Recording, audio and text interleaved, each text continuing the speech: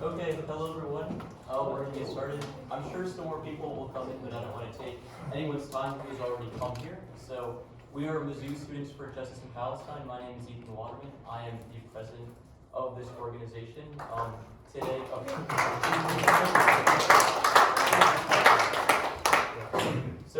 today we have our speaker, Robert Suberi. He is a first-generation Yemeni Jew whose parents immigrated to the United States from Jerusalem, Palestine in 1939 and 1938.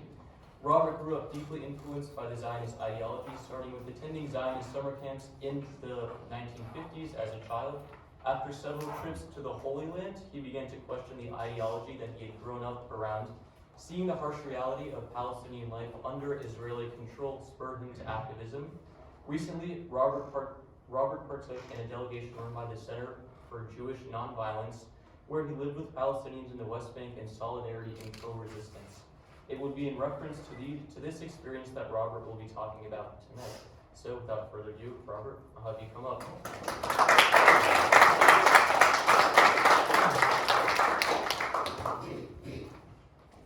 Thank you, Ian.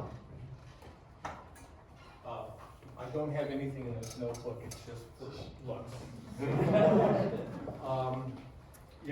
Well, he gave my introduction, so I don't need to say much about myself. I'm going to talk about my experience. My experience was very specific, and there's a lot of stuff that I saw that I won't be able to talk about because there just isn't time. But he's right about my history. I learned about Zionism and the establishment of the State of Israel by reading Exodus. So if that gives you any idea, and the current Hasbara and information coming out of Israel today is pretty much along the same fiction lines about what's happening over there. And it really just takes spending a little time and seeing firsthand the abuse. Two things: the abuse of Palestinians receive at Israeli hands, but the other thing that is really most important is how humane the Palestinians are and how they steadfastly live their lives, and that is how they resist, by just living their lives, rebuilding their homes, replanting their crops, teaching their children. And that was the most impactful image that I was in feeling that I was left with when I came back. I would like to thank Dr. George. He put this thing together, and he put this presentation together. I couldn't have done it without you, George, because I'm, a technological dunce, and I'm not an academic, and I'm not a historian, but I look forward to speaking with you all after the slide presentation. Hinenu. Okay, so I visited Israel in 2006 during the Hezbollah rocket attacks in northern Israel. And it wasn't so much what I saw on the base or what the soldiers were doing, it was the other delegates in this delegation. They were all racist, right-wing hawks. There were a few that were kind of, not on the borderline, but when I looked around me and I saw who I was associating with, it really made me think twice about, well, what's going on here? So I started reading books. I had this conversation with Ethan earlier on. I didn't become an activist until late in life. I mean, I was 58, I think, during that trip to Israel. Anyway, I got in touch through a roundabout way with the Center for Jewish Nonviolence, which does delegations since 2016. Does delegations, 10-day delegations to Israel. And I did the delegation 2019, 2020, which was a fabulous experience. Any of you here that are Jewish, do it. Do it. You won't be the same afterwards. Then they started a pilot program, and I got a call from the director of CJNV. Of course, they sent mailings out to everybody. We're going to do a pilot program. We're going to live there for 3 months. And one of the thoughts that I had when I came back from a 10-day delegation is that it's just not enough time. And there was just not enough time to meet the people that I met, the Palestinians especially. So I jumped at the opportunity. There were only 5 of us in this delegation. I would have thought there'd be more, but I'm retired and most other people work and go to school. So, yeah, that's who I was with. It was during that pilot delegation. Our purpose in Israel was to accompany Palestinians, shepherds, Palestinians going to school, young kids going to school, Palestinians at work, Palestinians, farmers, Palestinians in their home. We lived there. We lived with these people. We ate with them. We celebrated Ramadan together. We had iftar together. It was a wonderful experience. So that's, our mission was to accompany and document.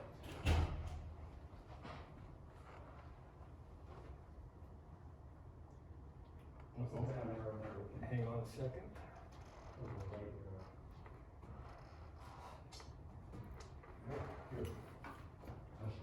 Okay, there we go. Okay, the map. All right, I was in what's often referred to as the South Hebron Hills. The Palestinians call it Masafer Yatta. Okay, Yatta is the main city, and the area around it is called Masafer Yatta.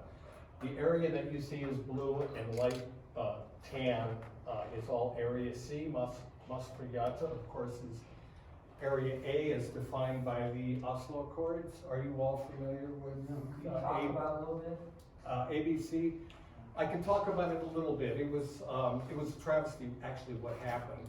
All these decisions that ended up becoming established protocol in the occupied territories was all done in secret. There were 2 delegations negotiating. There was one of Palestinians, politicians, and community activists that were involved in one of the talks. And then there was another back channel that was done in Oslo. I think the other one was first one was in Madrid, the main one. And they got Yasser Arafat. He was losing control. He was losing power, political power, and they got him to concede to these demands. And I'm not a historian, so that's the level at which I know. And so they divided the Palestinian territories, occupied territories, into zones A, B, and C.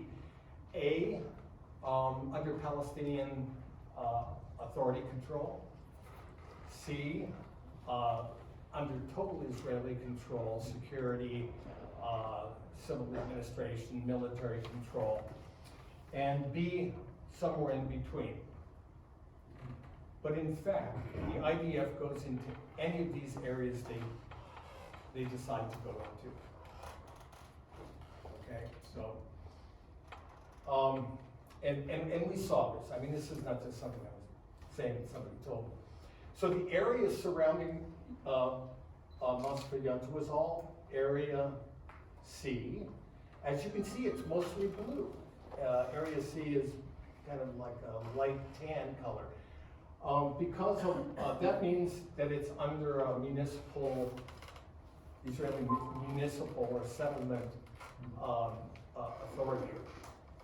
So they build a settlement like Ma'on, and it spreads out, and then they designate an area around it that they have control over. And so Carmel was the settlement right next to the village that I lived in, which is Al-Khair. And it literally wraps around Al-Khair. I mean, if that's not intimidating enough. And in doing so, they steal their land. I mean, they just occupy their land. And if the Palestinians do anything about it, the law comes down with a heavy hand. They don't mess around. The other village that we spend a lot of time in is Twani. Twani is the only village, well, it's not the only one. There are others, but the only one that we were involved with and spent a lot of time in that has a master plan. And I don't want to go into great detail, but basically a master plan means that the village can get building permits. None of the other villages can. I mean, 99.9% of the applications are turned down. And then there's Susia, the village of Susia, not to be confused with the settlement of Susia. Also, one of the intentions of the settlements is not just to steal their land, but to steal their culture, to steal their names, and to replace Palestinians as though they didn't exist then. It's very cynical and it's very calculated. And then there's firing zone 918. This is Ariel Sharon's idea, and he tried to push this through back in the 80s, and they finally did. They designated this a training area, an exercise area for the IDF. They rarely use it. But what it does is it gives them the authority to throw out the villages that exist.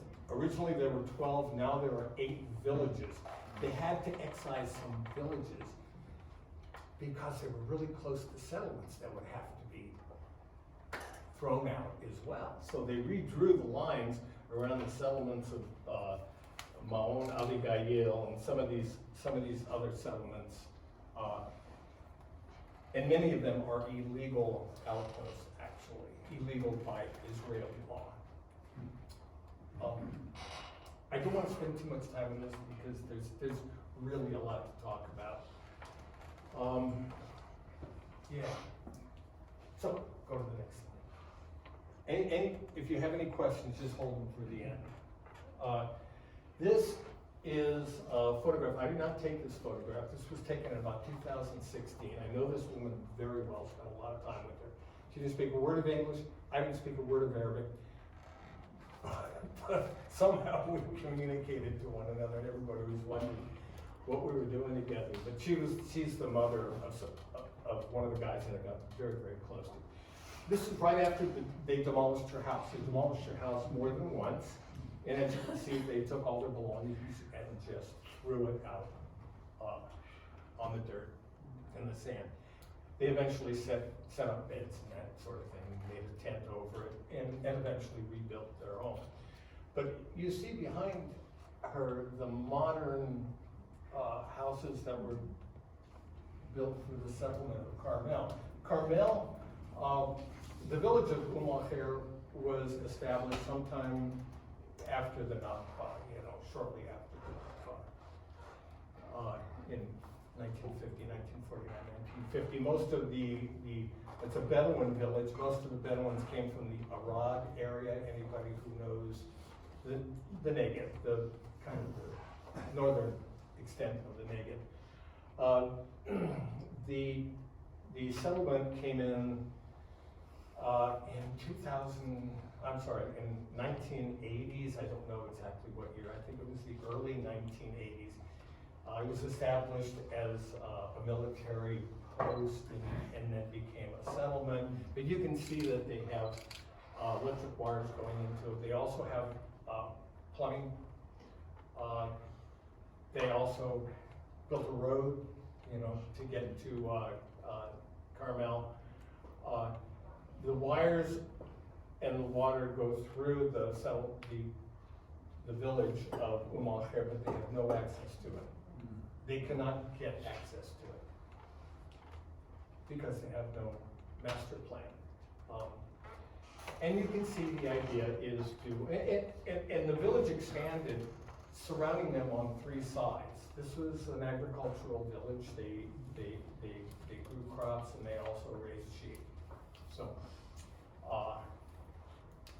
and they encroached pretty much on the grazing land so that they have no grazing land left.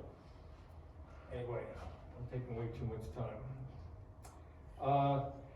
They not only breathe down their necks because they surround the village, but this is a common sight in Massachusetts. These drones, just one aspect of the surveillance that goes on there, and you can hear them above your head. Oftentimes you don't see them, but this is common. We saw this all the time, and they want the Palestinians to know. I mean, they want them to know that they're doing this.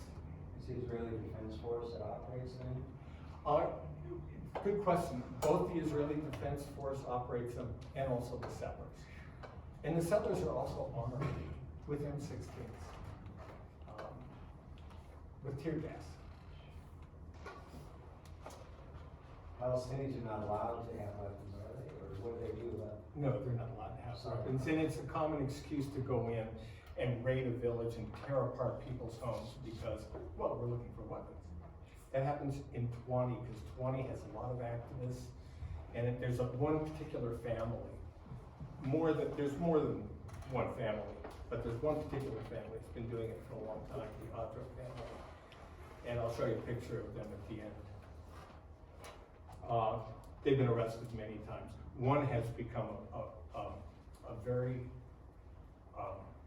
active journalist and very accomplished journalist, Basel. You've probably read his articles on Plus 972.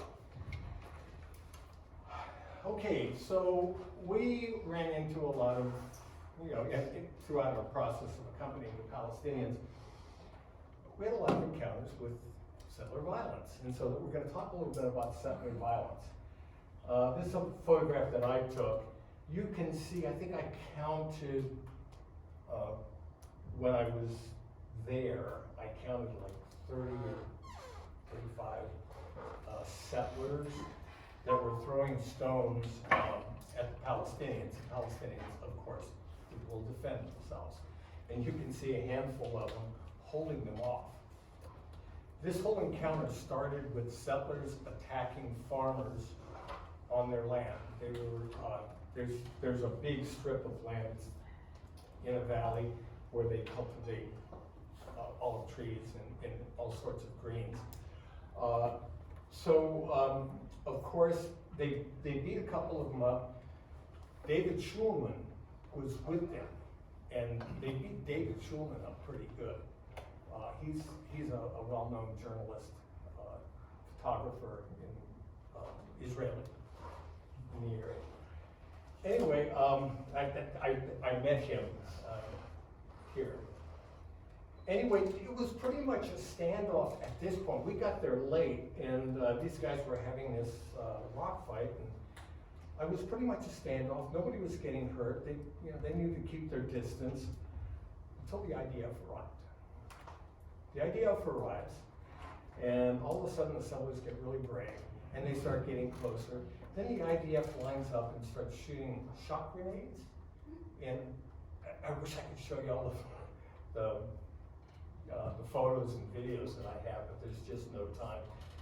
They started shooting tear gas and shot grenades at the Palestinians and at us. Yeah, I got gassed pretty well. I was photographing,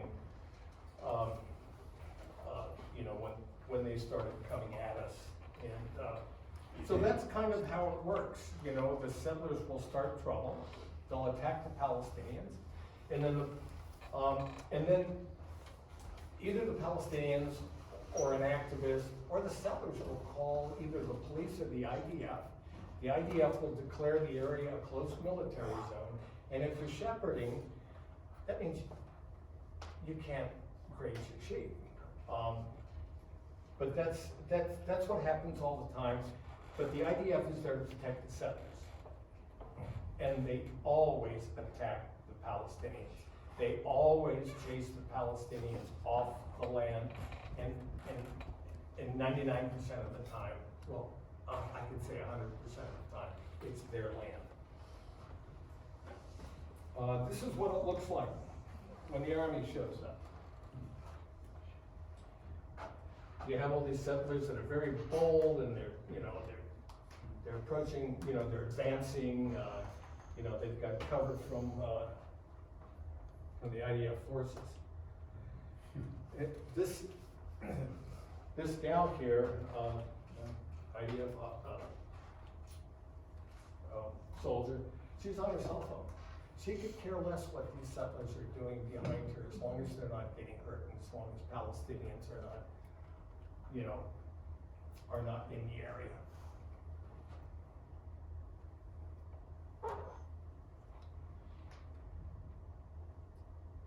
These photos are just pictures, you know, to give you an idea of what it looks like on the ground. Are those all settlers? Those are all settlers. They're all settlers. I mean, and they're oftentimes masked, so that if they do kill somebody or hurt somebody, they can, the IDF can say, well, they were masked. I don't know who it was. They can easily find out. Settler violence is never investigated. However, the victims, the Palestinians, if they get hurt, they'll be called in. They'll be visited by the IDF the next day. It's crazy.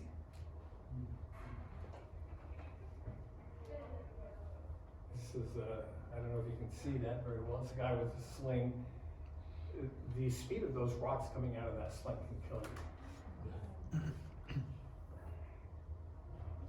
This is a guy with, I don't know what kind of rifle that is. And this is like a civilian, right? That's just like a settler civilian walking in on, like, what was happening. I'm not sure. It's a settler. That's a settler. It's a settler. And a civilian who's asking. Oh, yeah, he's not a soldier. Yeah, these settlers are not soldiers. They may have been in the army, or they may be going into the army. A lot of them are Americans that make Aliyah.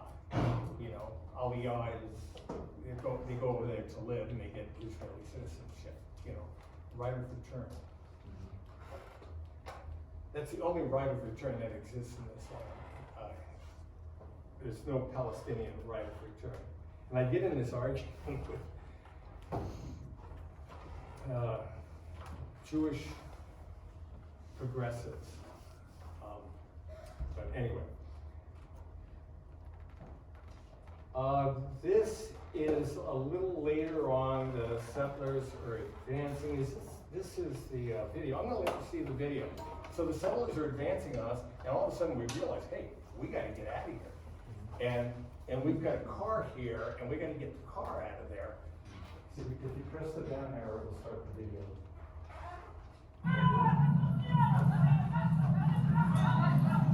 Yeah. Bob, go! He's talking to me.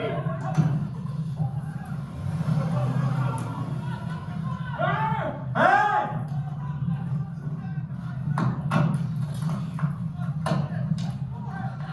That was a little slow getting the car.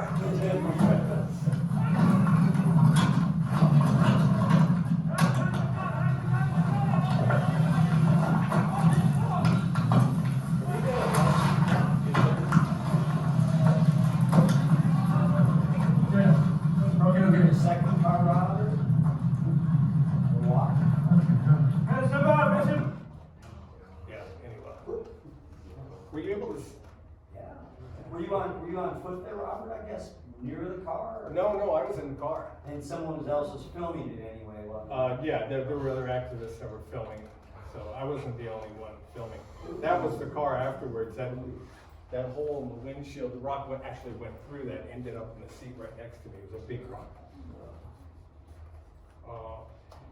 Other examples of settler violence. This is all settler stuff. You know, they're intent on reducing or eliminating Palestinian livelihoods. Okay, so they destroy their crops, they burn their crops, they cut down their trees, they destroy their cars.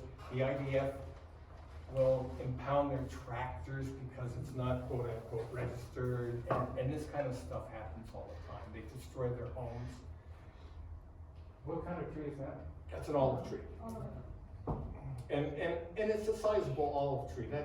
That olive tree is several years old. But they'll cut down 100-year-old olive trees.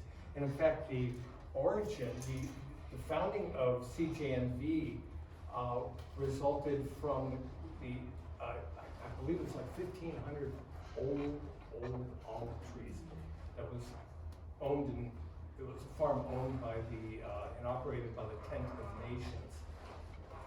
I mean, it was really devastating. CJNV organized Jews to come and replant those trees. They planted 1,500 olive trees. And that was how they were founded. Ilana Sumka is the woman's name, founded it. Here they're burning down the shelter for their livestock, including all the equipment that may be in there. Okay, this I'm going to spend a little bit of time on this. This was one of the first accompaniments that we did, and it shocked the hell out of me. There's a village called Safa. You don't have to remember the name, you'll never remember. But they own this land. This village owns this land, because the Israelis adopted this old Ottoman law called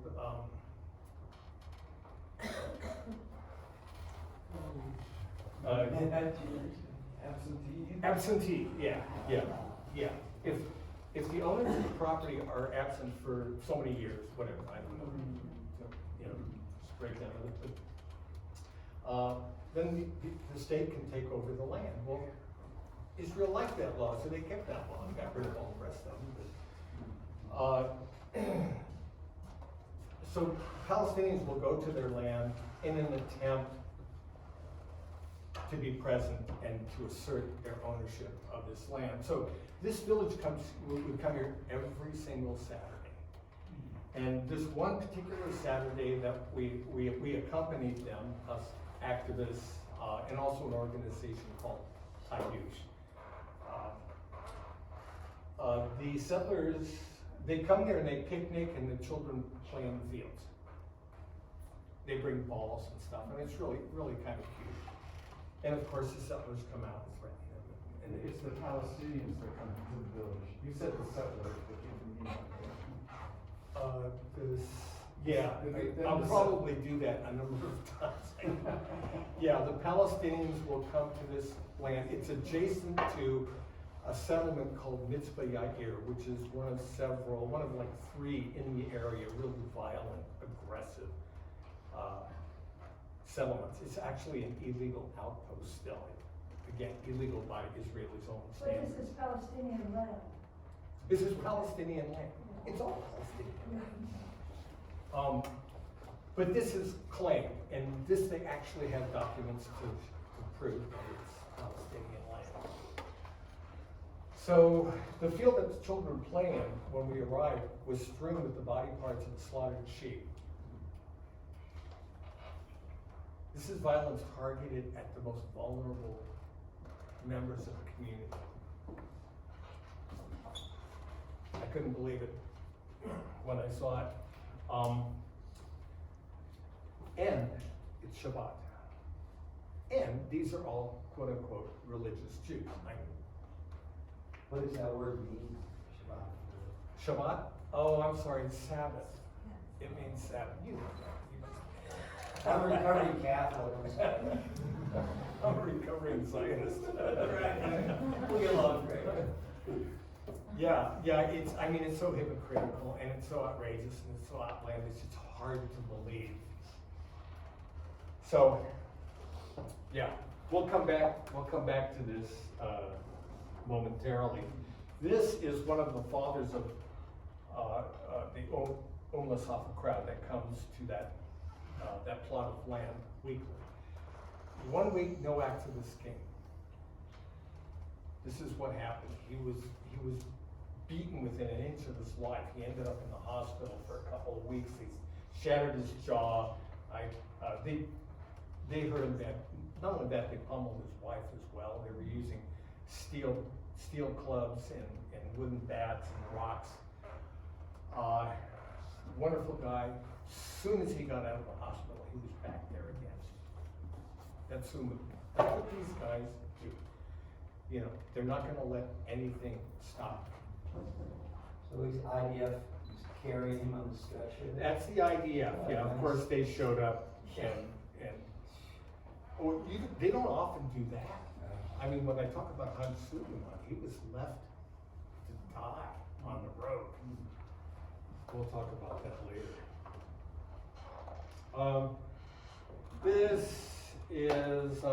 By the way, this is during Ramadan, and this guy down here is a shepherd, and he was bringing his flock back to his home, and he noticed all these settlers that were in trashing his well, throwing stuff and damaging his well.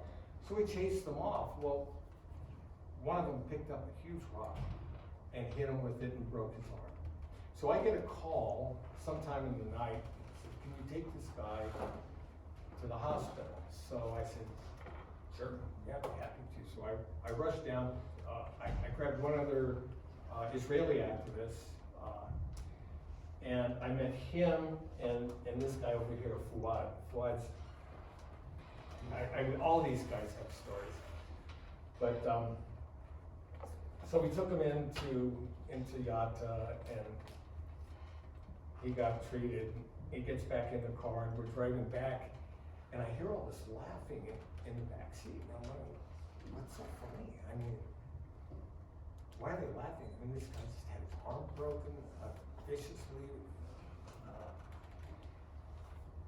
And the Israeli next to me understood a little bit of Arabic, and he said, oh, I should have fasted. God is punishing me. I mean, you know, just that in itself, I mean, is typical and emblematic of how they deal with the crap that they have to deal with. That's me. I was in this area that next to another settlement that's particularly violent, and we were accompanying a young shepherd. He was only about 14 or 15 years old, very slight build, nice kid. I mean, we knew all these. We got to know these guys pretty well, and these settlers weren't letting them access the water tank, you know, the water well. And they were trying to take the bucket from the water well, so we stood on the well and said, look, this is Palestinian land, Palestinian land, go. Well, about 10 minutes later, with these guys coming out, you know, with clubs raised, and I didn't think, you know, I thought they were going to have these Palestinian, but he was. And, you know, they don't really give a damn who they hurt. You know, they're religious fanatics, and they just pummeled us. And I got the worst of it. The other guy I was with was also an American Jew who made Aliyah to Israel. He was a converted Orthodox Jew. It was kind of interesting. But anyway, so yeah, they took me to the hospital. I was okay. What does Aliyah mean? I'm sorry. Aliyah literally means to go up, but it means to go to Israel and get citizenship. And, yeah, that's Which any Jewish person can do. any Jewish person In the world. as long as your mother's Jewish. So anyway, so the end result is that Palestinians can't access the grazing land. So what happens is they end up having to buy feed to keep their sheep alive, and it costs tons of money, especially for them. So this village that this young shepherd was from was called Tuba. And, well, you probably decided the Tuba has a lot of sheep. And they bought tens of thousands of shekels worth of hay.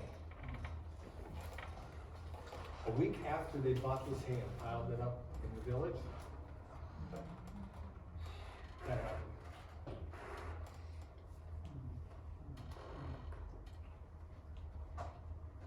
This guy we're gonna talk about later. This guy's always there. Anything that happens, he's an elder, his name is Haj Suleiman. Oh yeah, it says it right there. He's an elder and he's everywhere. Everywhere things are happening, so.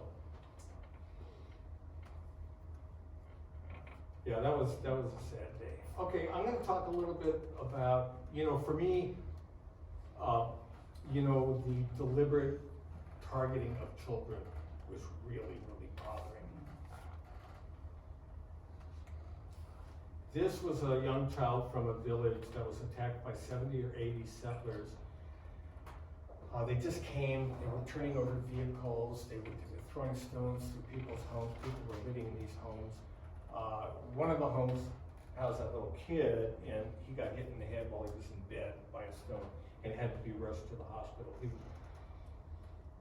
Not by an Israeli ambulance either. He had to be carried by his family.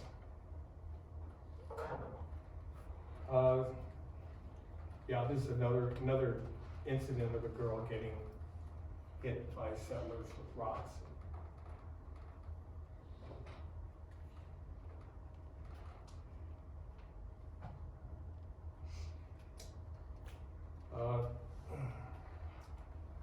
Okay.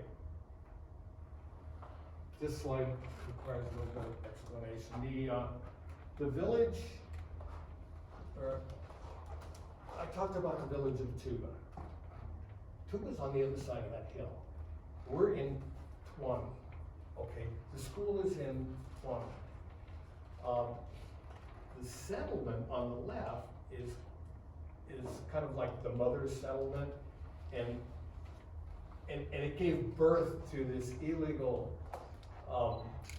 outpost here called Havat Ma'on. Havat Ma'on caused more trouble than any other settlement in the South Hebron Hills in Masriya.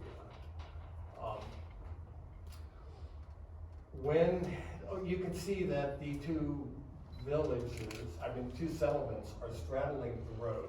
Well, when that happened, it got really, really dangerous for the kids to walk to school. I mean, they would get stones thrown at them, little children, and they would get attacked physically.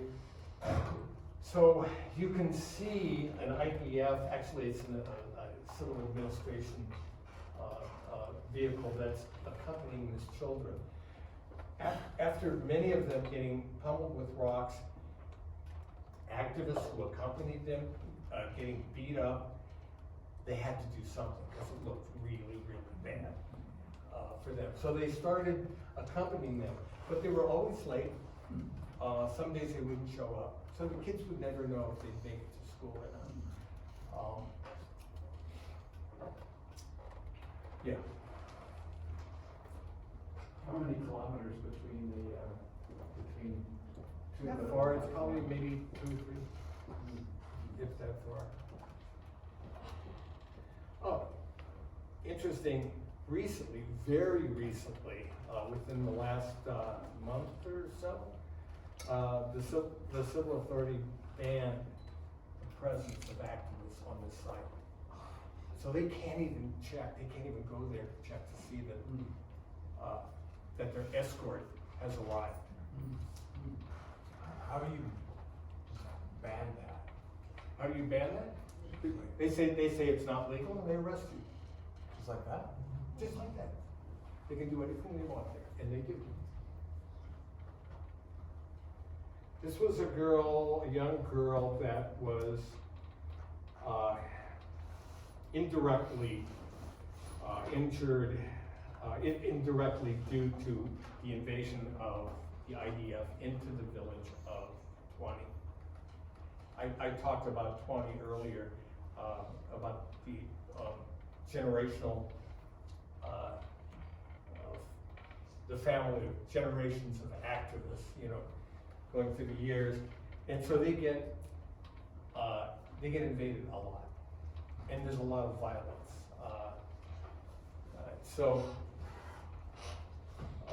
This is one of the results of one of their invasions. They also tear up their homes. They also target activists, both Palestinian and Israeli. They'll confiscate their hard drives, their cameras, whatever they've got. They frequently arrest youngsters. I mean, can you imagine, they're trying to get these people out of Area C and into these Bantustans, forgive the term. What better way to do that than to threaten their children? I mean, if you can't raise your kids there, can you stay there? On the map, based on the map, where would the Bantustans be from? Well, Yatta is one. You know, it's mainly the towns. They're forcing them into really high-density, crowded areas that are limited. And they don't have the ability to expand.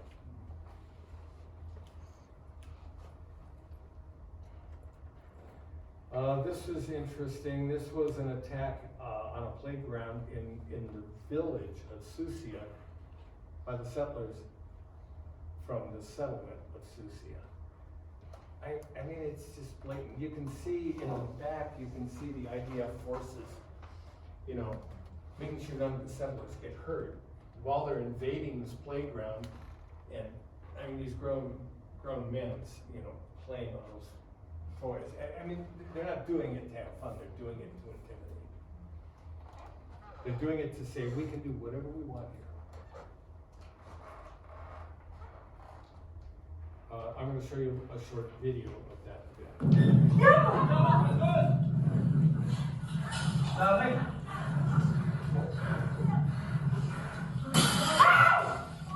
The guys in white are the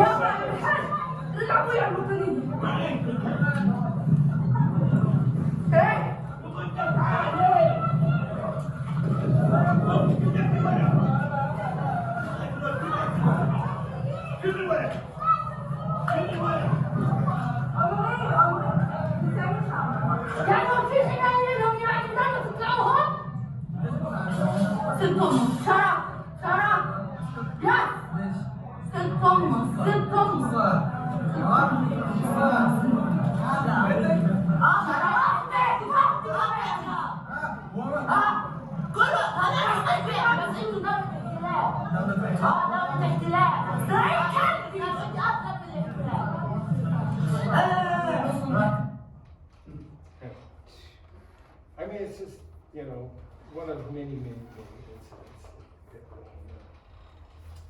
Okay, we're going to talk a little bit about, you know, institutional violence. What the law does. They tear down the homes. I said earlier, they cannot get building permits to build in Area C. Palestinians can't. Palestinians can't. This is a frequent occurrence. This is a fancy home. I mean, somebody spent a lot of effort and a lot of money to build this home, and they just tear it down in an hour and a half.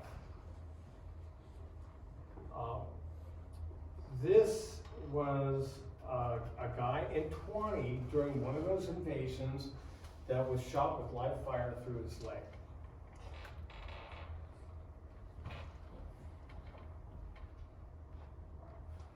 This is them cutting their water supply, their water source.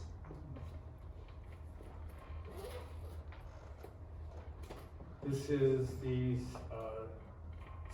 civil administration destroying their roads.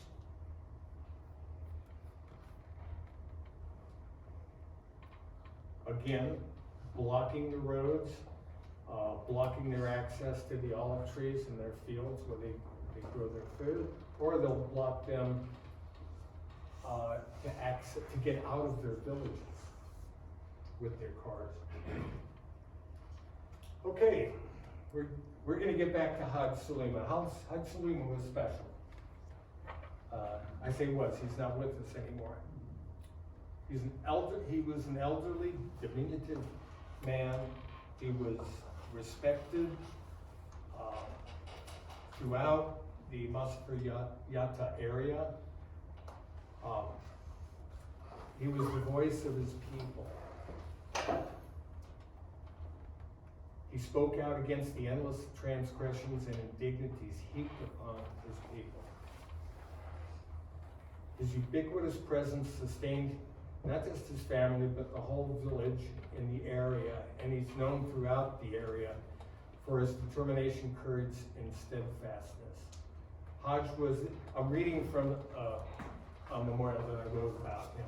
Haj was protesting the confiscation of cars in Al-Khair, that's the village I lived in, when he was deliberately run down by a tow truck, contracted by the civil administration. The driver never stopped. He never stopped, he just kept driving on. Hodge lingered for 2 weeks in the hospital before he died.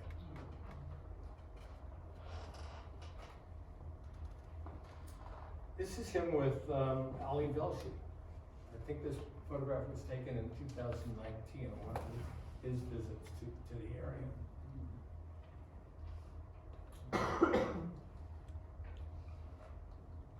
He was a very kind, soft-spoken man, but he wouldn't stay silent.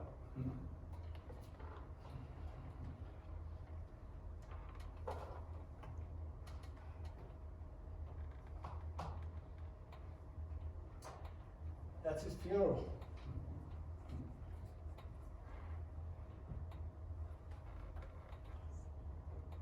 The road south to the village was completely blocked by people traveling, trying to get to his funeral. Some didn't make it. You know, now that I've showed you the ugly, like I said earlier, it wasn't all bad. I mean, in fact, what I remember most distinctly about the time that I spent there was the solidarity shared between, you know, us Jewish activists and the Palestinians. We had a lot of fun, a lot of laughs, a lot of meals together.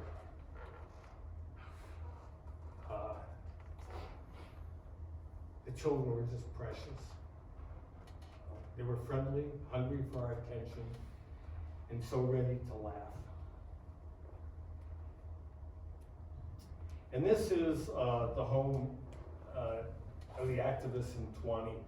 We spent a lot of time here organizing and talking and sleeping and having meals.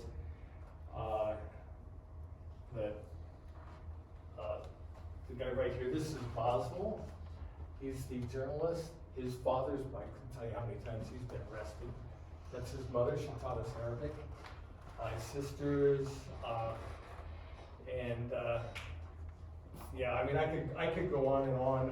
Every single one of those people has a story. Where are you? You're on the left, huh? Yeah, I'm on the left. Right, blue. Yeah. I I'm Claire. She's a Jewish American who immigrated or made Aliyah, but she's on the staff with CJND. I hate to ask the question because we're such beautiful people, you know, with solidarity, but yeah, there was never anyone held accountable for that man's death by vehicle. Which I don't need an answer. Yeah. Yeah, all those people are special. Everyone in that photograph. Anyway,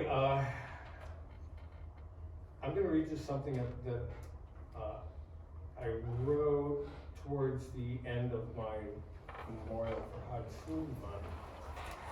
After months of sharing our lives and getting to know each other intimately, this inhumane occupation has become personal. The lies and misinformation intending to demonize the Palestinians and justify their disenfranchisement, displacement, intimidation, and imprisonment while exploiting the Holocaust is outrageous. We as Americans and enablers of this occupation condone the brutal oppression of the Palestinian people through our silence. The extent to which we as Jews and Zionists cover our misdeeds under the guise of resisting anti-Semitism, the extent to which we do that, we sow the seeds of anti-Semitism in fertile ground. Thank you.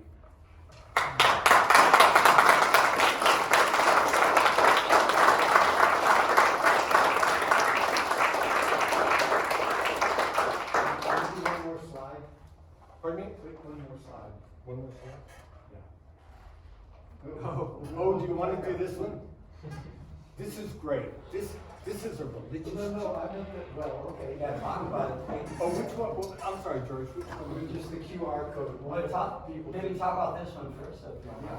Or you- I mean, I don't want to bore you guys, but No, it's not boring. this is a great video.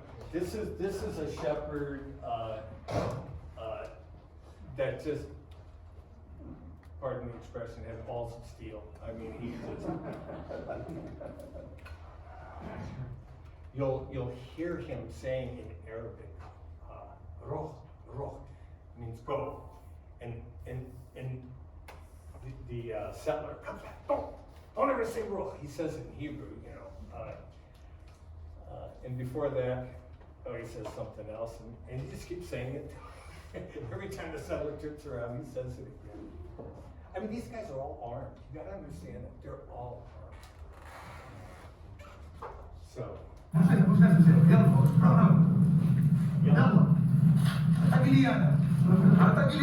Don't say yalla.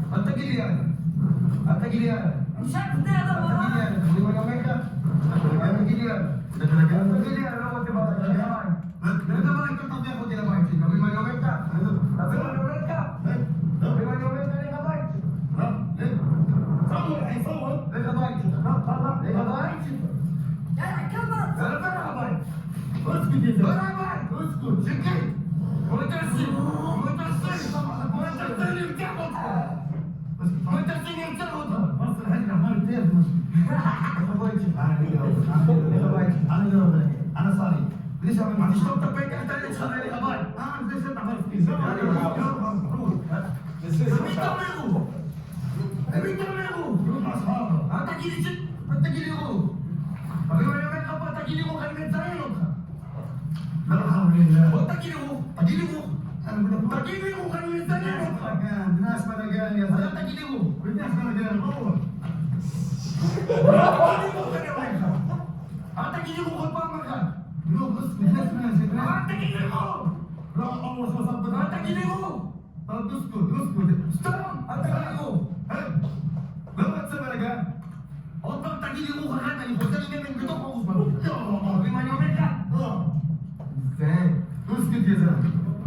he's wearing all this religious, religious shawls and. I'll stop it there, but. That's the average, like, This settler. is what these people have to deal with. I mean, it's clearly insane, right? Yeah. But not there. And if we were to strike that settler, if you would have struck him. Oh, he'd be dead. Yeah. He would be dead. I mean, these guys risk death every day. Well, it seems like the time to start our Q&A session, so, if anyone has Can you go questions. back up? Yeah, the code, right? Oh, yes, I'm sorry. And you don't get a snap review. Yeah, if anyone has questions, just feel free to ask, put your hand up, I'll point out to you, and then you can ask your questions, yeah. How many Americans actually go there and take possession and become settlers? How many Americans go there and do what? Become settlers. Oh, gosh, lots and lots. You know, they go on this program called Birthright. Yes. The one I went I've on. had people on the airplane that are doing that and really they have no idea of the Palestinian problems other than this is their bad, they say all kinds of things. Yeah, they're starting to be progressives that are joining these groups, and then calling them out on the hypocrisy and the lies that these organizations that are running the tours, and then they leave, which is great because it's not just, lightly. Yeah, but you said there are many, but. I have no all idea. the settlers, I have no idea. There, how many settlers, George, do you know how many settlers are in, is it something like 600,000? It's about 700, it's about 700,000 settlers. About 10% of the Israeli Jewish population are in the territory. And the American Jews are very prominent among the really violent settlers in this area. I don't know what percentage it is, but I bet it's at least like 10%, maybe more. The tour that I went on, in 2006 when the Hezbollah rockets were coming across was called SARL, or in English, Volunteers for Israel. I called it Birthright for Old People.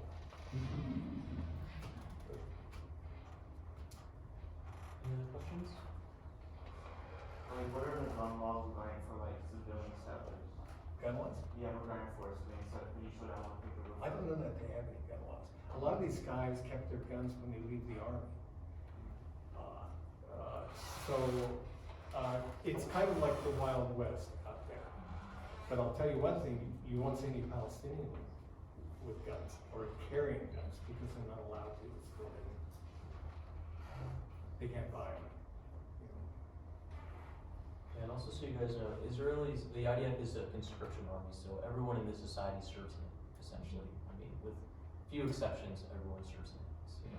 So, The settlers will wave their guns, produce their guns, use their guns, shoot their guns. I have videos of that in the presence of the border police and the IDF. Nothing's ever done. Sometimes they'll shake their finger at them, but they won't take their weapons away from them. any other questions? Thank you so much. I made another comment about the settlers.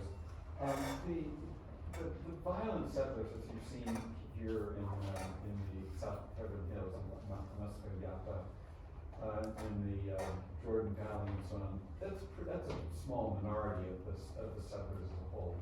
They make a huge amount of trouble, but I would say probably no more than 50 to 100,000 of those 700,000 are really extreme settlers. Like the others are there because they get subsidies to live there. It's cheaper to live in the territories on other people's land. Right. But they're all over, both the violent and non-violent. The violent settlers are used by the government. yeah. I mean, Yeah. they're put there where they're put to serve a purpose. So, yeah. I have a question. I'm wondering, part of your goal was to document what you're seeing. I'm wondering, where does one go to see that documentation? I mean, I'm aware of like B'Tselem, I think it's called the human rights organization that does some sort of documentation of abuses, and I'm wondering, you did feed into some organization like that, or is it something that's accessible? If you're interested, there are a number of organizations that, there are some, If they do that, they'll get access to those. There you go. what do I do? What do I do? Just leave it there. Oh, leave it there, yeah. Yeah. Oh, so just, You can take a Yeah, picture take of that. Taish is a great one. Taish puts out a weekly report, and they cover the Jordan Valley, and they also cover East Jerusalem. They also cover Muscat Yatta, South Hebron Hills. B'Tselem is a great resource. The Alliance for Human Rights, you might have trouble finding that. It's a Palestinian website that is maintained by a couple Palestinians in Umm al-Khair. in fact, the son of Haj Suleiman. So that's the Alliance for Human Rights. You'll come up with a bunch of them, but look for the one, you know.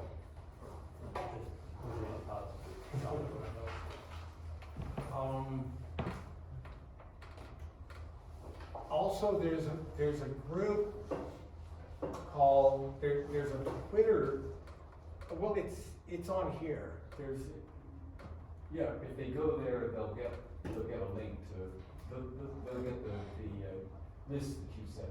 Actually, I scanned it and it just creates an email Right. to send to you, right? Yeah, that's. And then just say, can I get that list? Right, and when I get that list, then I will email you, Yeah. your list of, resources. I also would like to highly recommend Voices from the Holy Land. It's an ecumenical group, that screens films that are made in the area, and great films that they put out. They put out one every single month. They'll send you, get on the mailing list and they'll send you the registration email.